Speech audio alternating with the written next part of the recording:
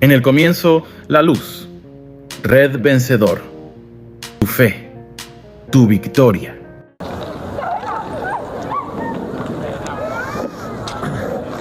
Buenas tardes, Río Negro, Dios los bendiga. Como hemos podido observar aquí, hemos podido escuchar que se ha podido cantar alabanza, se ha podido dar una palabra. El hermano nos ha venido alentando con la palabra del Señor, sí, porque debemos es buscar completamente al Señor ¿qué? Con todo nuestro ser, con todo nuestro corazón y con todas nuestras fuerzas.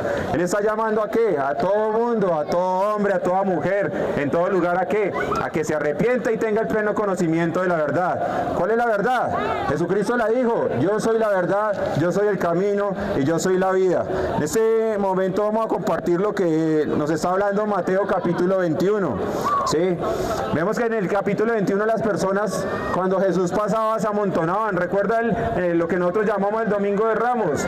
La gente se amontonaba a recibir a Jesús. Por eso cuando el Señor pasaba, llenaba multitudes, llenaba estadios. ¿Por qué? Porque era algo sobrenatural lo que estaba pasando en ese momento. ¿Sí? Porque el mismo Dios vino a ¿qué? A hacerse hecho carne. Por eso la gente lo buscaba, y aún así ese mismo Dios, por medio de todas las personas que creen en su nombre, se vuelve manifiesto para cada uno de nosotros. Ese Dios nos está buscando a todos para que volvamos a Él.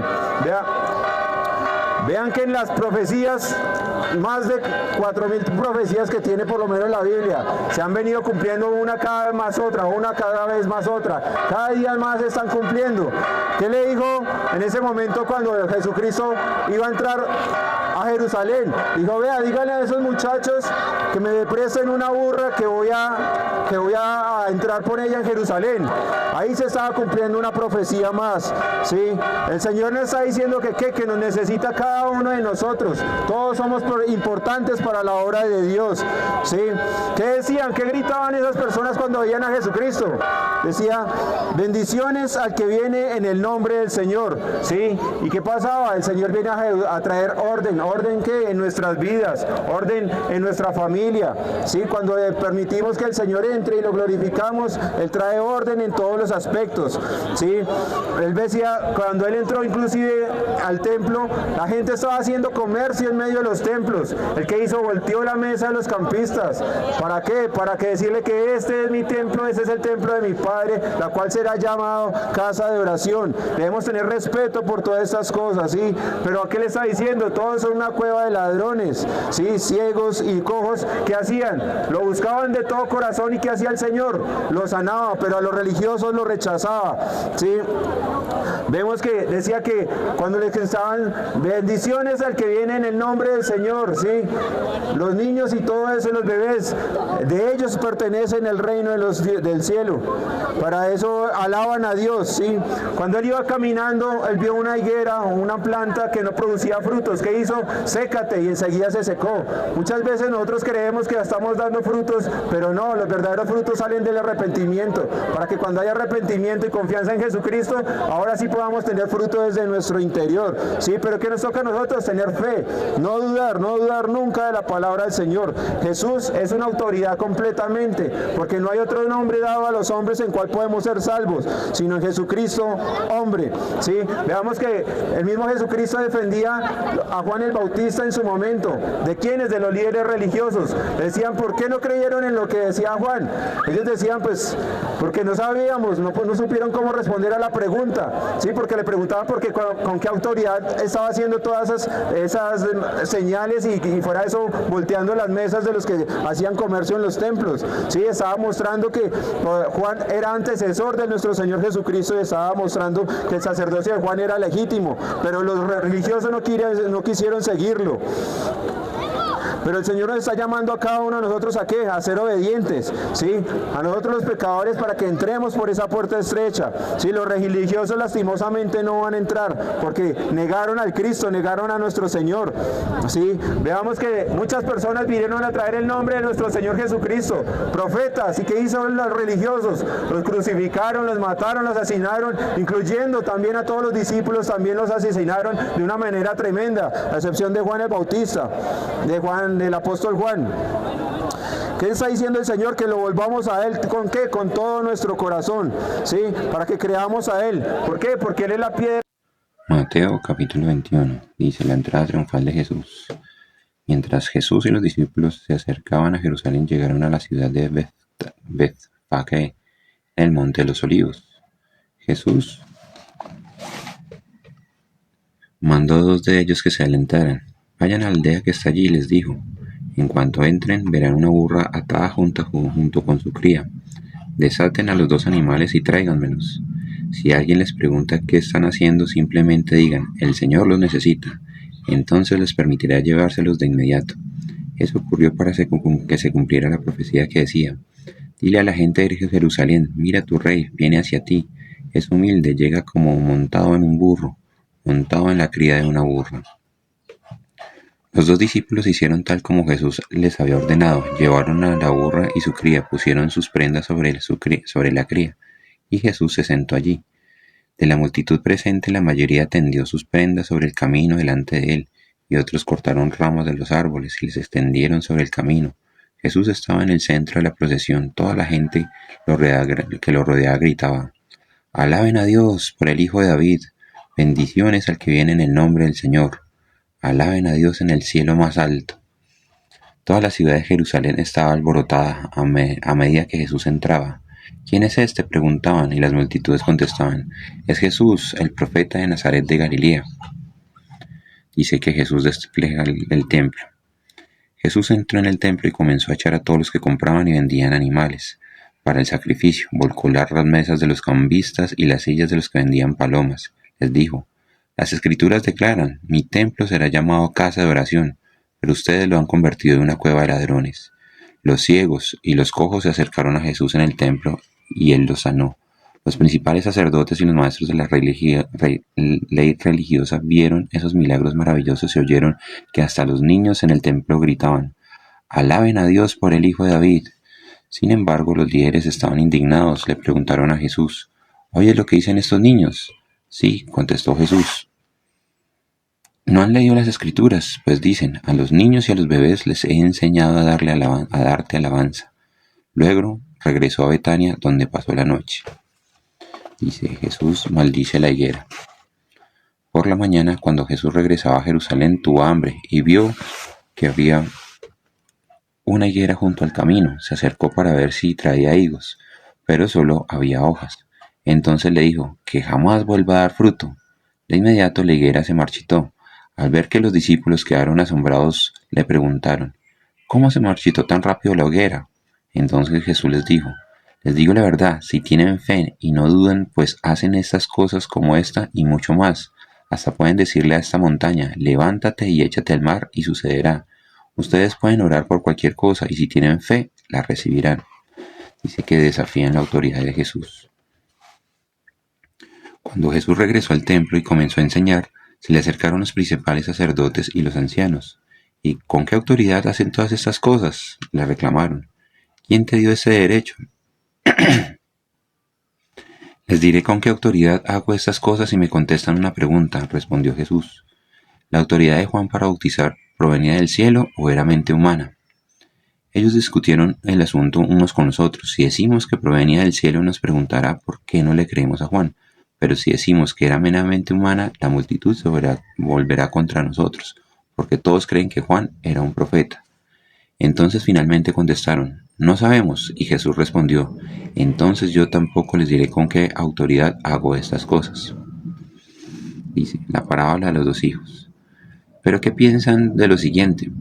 Un hombre con 2 hijos le dijo al mayor, hijo, ve a trabajar al viñedo hoy. El hijo le respondió, no iré. Pero más tarde cambió la idea y fue. Entonces el padre le dijo al otro hijo, ve tú, y él le dijo, sí señor, iré, pero no fue. ¿Cuál de ellos obedeció al padre? Ellos contestaron, el primero. Luego Jesús les explicó el significado. Les digo la verdad, los corruptos, cobradores de impuestos y prostitutas entrarán en el reino de Dios antes que ustedes, pues Juan el Bautista vino y les mostró a ustedes la manera correcta de vivir, pero ustedes no le creyeron. Mientras que los cobradores de impuestos y las prostitutas sí les creyeron. Aun viendo que lo que ocurría, ustedes se negaron a creerle y a arrepentirse de sus pecados. Parábola de los agricultores malvados. Ahora escuchen otra historia. Cierto propietario plantó un viñedo y lo cercó con un muro. cavó un hoyo para extraer el jugo de las uvas y construyó una torre de vigilancia. Luego les alquiló el viñedo a unos agricultores arrendatarios y se mudó a otro país. Llegado el tiempo de la cosecha de la uva, envió a sus siervos para recoger la parte de la cosecha. Pero los agricultores agarraron a los siervos, golpearon a uno, mataron a otro y apedrearon a un tercero. Entonces el dueño de la tierra envió un grupo más numeroso de siervos para recoger lo que era suyo, pero el resultado fue el mismo.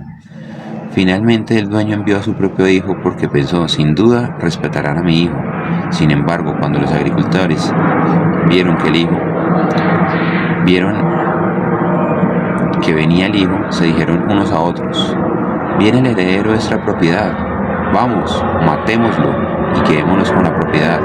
Entonces lo agarraron, lo arrastraron fuera del viñedo y lo asesinaron. Jesús les preguntó: cuando el dueño del viñedo regrese, ¿qué les parece que hará a esos agricultores? Los líderes religiosos contestaron: a los hombres malvados les dará una muerte horrible y alquilará el viñedo a otros, les dará su porción después de cada cosecha. Entonces Jesús les preguntó: ¿nunca leyeron en las Escrituras? La piedra que los constructores rechazaron ahora se ha convertido en la piedra principal.